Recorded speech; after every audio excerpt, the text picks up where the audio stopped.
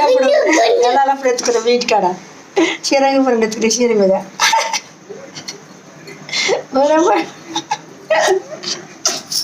కన్నయ్య కన్నయ్య పాపం అంతా పోయి అబ్బాయి జోసిరెడ్డి చూడు జోసిరెడ్డి గుండు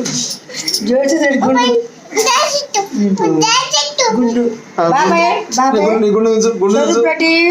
గుండు చూసిరా గుండు రెడ్డి బాబాయ్ సరే బాబాయ్ సరే బాబాయ్ బాబాయ్ मला अत्ता जेव आता जेवण आता जेवण